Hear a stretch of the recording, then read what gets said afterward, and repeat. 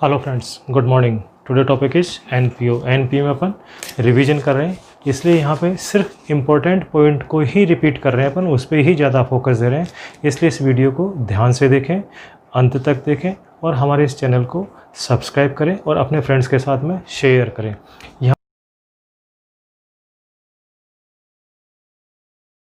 यहाँ पे है क्वेश्चन, इसमें सिर्फ अपने को इनकम एंड एक्सपेंडिचर अकाउंट ही बनाना है। इनकम एंड एक्सपेंडिचर अकाउंट जब सिर्फ यही बनाना होता है तो अपने को ज़्यादा केयरफुल होना चाहिए। क्यों कि यहाँ पे क्लोजिंग बैलेंस शीट अपन नहीं बना रहे हैं। नॉर्मली क्लोजिंग बैलेंस शीट बनाते हैं, वो अगर टेली हो जाती है तो अपन ये मान लेते हैं क्वेश्चन सही है। यहाँ पे अपन बैलेंस शीट नहीं बना रहे हैं, इसलिए यहाँ पे गलती होने के चांसेस ज़्यादा रहते हैं, इसलिए be careful. Yes,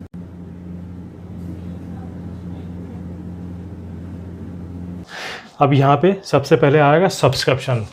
by subscription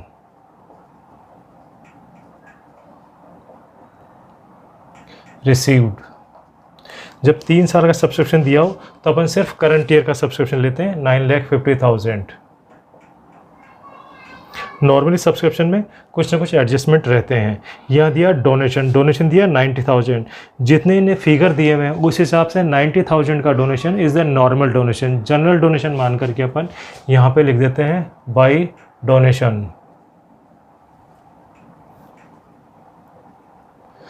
donation के बारे में जब 2-3 तरह की बातें होती हैं।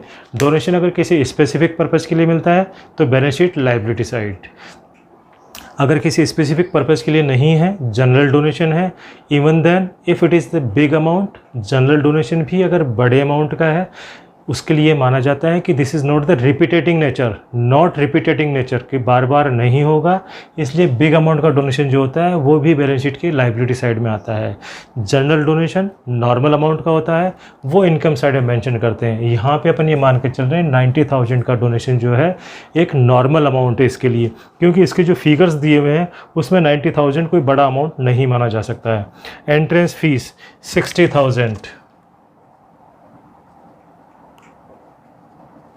60,000 एंट्रेंस फीस। फिर कह रहा है local rent 20,000।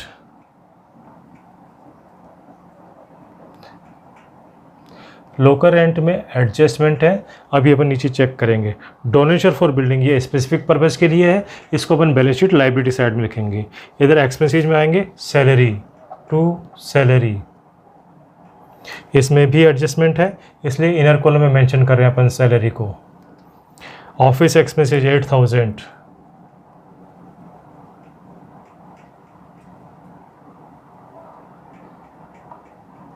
Office expenses 8,000। Sports equipment पे बैलेंस शीट में जाएंगे, लेकिन इसने डेट दी है, इसका मतलब स्पोर्ट्स इक्विपमेंट के बारे में कोई ना कोई अपने पास में एडजस्टमेंट है। नॉर्मली एसेट्स के लिए होता है depreciation. Telephone charges 12,000।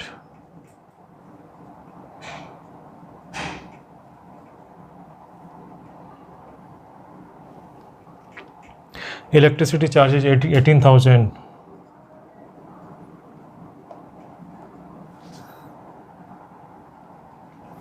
Electricity charges. Travelling expenses 6,000।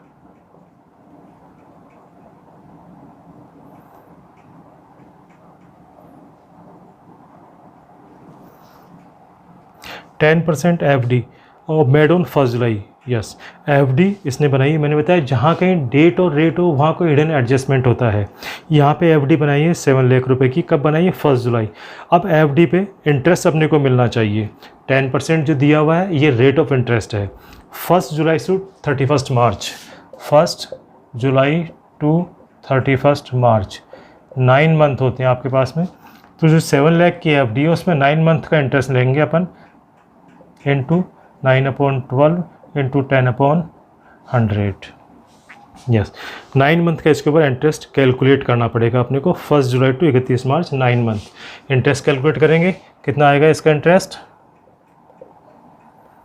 3 और 4 17,000 तो 17 चौक 68 17 52,500। ये इंटरेस्ट बनेगा 52,500। इसने रिसिप्ट साइड में अपने को इंटरेस्ट की कोई इनकम नहीं बताई है, इसलिए टोटल अमाउंट एक्रूड इंटरेस्ट हो जाएगा by accrued interest 52,500। Yes, FD का हो गया, बैलेंस की जरूरत है नहीं। आउटस्टैंडिंग सब्सक्रिप्शन फॉर 1920 अपन 20 का बना रहे हैं, तो इस साल का आउटस्टैंडिंग सब्सक्रिप्शन बता रहा है 80,000, तो यहाँ पे ऐड हो जाएगा, add outstanding subscription this year 80,000, total हो जाएगा 10,30,000। Outstanding subscription 80,000। फिर कह रहा outstanding salary on 1 April 19, 1 April 19 मतलब पिछले साल। Outstanding salary on 1 April 19 was 2,000 and 31 March 20 was 4,000। इस साल की आउटस्टैंडिंग है 4,000 रुपये। इस साल की आउटस्टैंडिंग को ऐड करते हैं, outstanding this year 4,000, total 26,000 minus outstanding previous year 2,000, 24,000। ये कह रहा है आउटस्टैंडिंग 31 मार्च 20 4,000 एंड 19 2,000।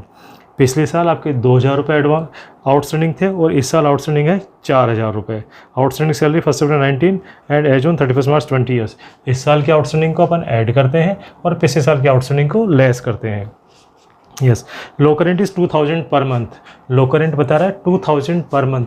एक साल में 12 महीने होते हैं, टोटल लो करेंट होना चाहिए 24,000, इसलिए अपन यहाँ लिख दिया टोटल लो करेंट इज़ 24,000। अपने पास में 20,000 आया, 4,000 रुपये भी अपने पास में एक्रूड रह गया, प्लस एक्रूड रेंट 4,000। इनकम के साथ में एक्रूड रहेगा, इसलिए अपन यहाँ पे एक्रूड रखा। आपने इनकम के साथ में जाता है एक्रूड और अनअर्न्ड वर्ड आता है। एक्सपेंसेस के साथ में आउटस्टैंडिंग और प्रीपेड आता है वर्ड। एक्सपेंसेस के साथ में हमेशा आउटस्टैंडिंग और प्रीपेड होता है, इनकम के साथ में एक्रूड और अनअर्न्ड होता है। इसका एक एक्सेप्शन है कि अपन आउटस्टैंडिंग सब्सक्रिप्शन यूज करते हैं यहाँ वर्ड। यस, लो करेंट का depreciation of sports equipment was 10%। Sports equipment इन्होंने परचेज किए 1 अक्टूबर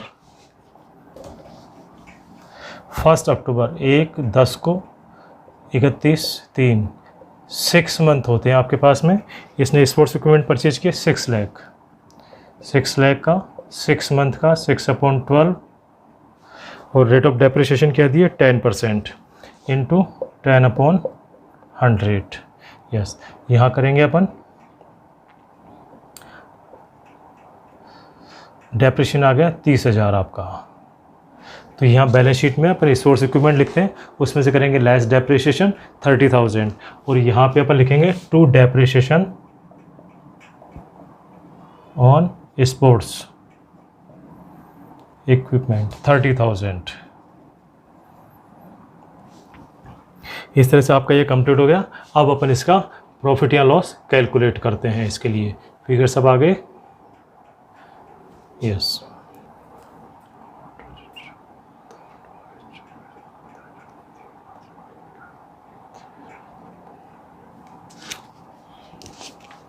आएगा यहाँ पे सरप्लस टू सरप्लस 11,58,500। इस तरह से आपका इनकम एंड एक्सपेंडिचर अकाउंट बन गया। इसमें जो ध्यान रखने की बात थी आपके पास में, एक तो सैलरी के दोनों एडजस्टमेंट दिए हुए हैं इसने, एक सब्सक्रिप्शन आउटस्टैंडिंग दिस ईयर दिया, सिर्फ सिंगल फिगर दिया। ये कन्फ्यूजन क्रिएट करता है कि सिर्फ सिंगल फिगर कैसे हैं। तीसरा इसने लो करेंट के बारे में बताया 2,000 पर ईयर, तो पूरे साल भर के 12 महीने होते हैं, 24,000 ये आपके पास में लो करेंट होना चाहिए। तीसरा एडजस्टमेंट था डेप्रिसिएशन का और एक एडजस्टमेंट था अपने पास में एक्रूड इंटरेस्ट ऑन एफडी। इस तरह से ये क्वेश्चन आपका सोल्व हो जाता है। आशा करता हूँ आपको समझ में आया होगा। आप हमारे इस चैनल को लाइक करें, सब्सक्राइब करें और अपने फ्रेंड्स के साथ में शेयर करें। Thank you.